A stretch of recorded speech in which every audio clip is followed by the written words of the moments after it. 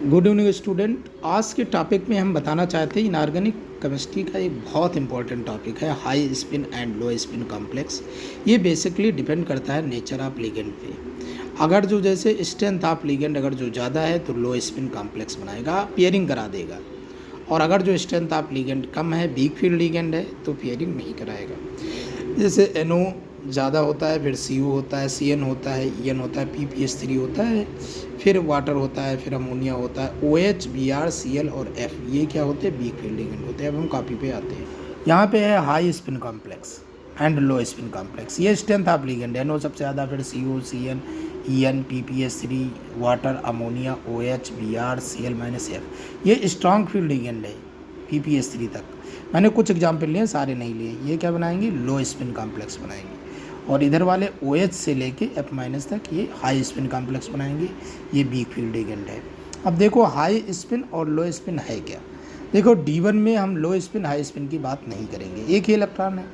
D2 में भी हम हाई स्पिन लो स्पिन की बात नहीं करेंगे, 2 इलेक्ट्रॉन ऐसे ही भरेंगे हुंस रूल के अकॉर्डिंग। D3 में भी हम हाई स्पिन लो स्पिन की बात नहीं करेंगे, यहाँ पे D3 लिख देते हैं। यहाँ 3 इलेक्ट्रॉन है, ऐसे ही भरेंगे, कोई दूसरा चारा नहीं है। D8 में भी हम हाई स्पिन लो स्पिन की बात नहीं करेंगे, ऐसे ही भरेगा। D9 में भी बात नहीं करेंगे, D10 में नहीं।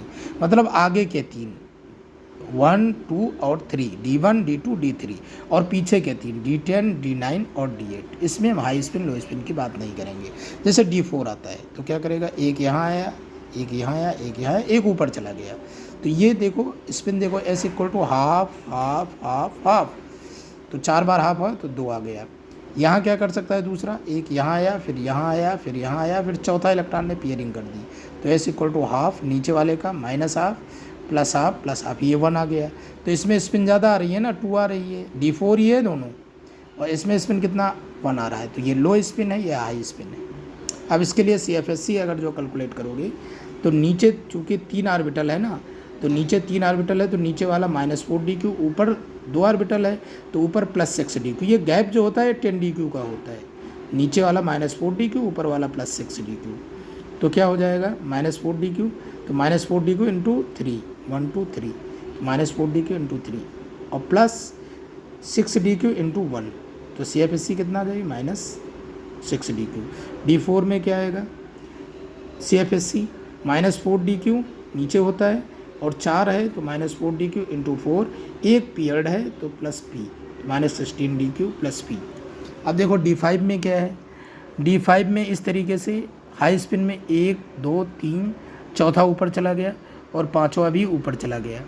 ये आपका हाई स्पिन बन गया, क्योंकि 1 2 3 4 5, 1/2 इंटू 5, 5/2 हो गया। यहाँ पे देखो लो स्पिन है, यहाँ पे पेयरिंग हो गई 1 2 3, फिर पाँचवा आ गया, छठा आ गया। ये लो स्पिन है, इसमें केवल हाफ ही स्पिन है। अब CFSC क्या है? नीचे -4dq इंटू 3, ऊपर कितना है? 2 इलेक्ट्रॉन तो +6dq इंटू 2, तो ये 0 आ गया। यहाँ पे कितना है? यहाँ नीचे आपका 5 है, इसलिए -4dq इंटू 5 प्लस 2 पीरियड है तो +2p, तो -20dq + 2p। ठीक है। अब देखो D6 में कितना है?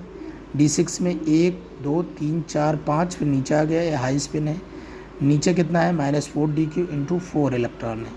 ऊपर कितना है? +6dq इंटू 2, एक पीरियड है तो +p हो गया। लो स्पिन में 6 पीरियड हो जाएंगे, नीचे आएंगे तो -4dq इंटू 6 + 3p, तो -24dq + 3p।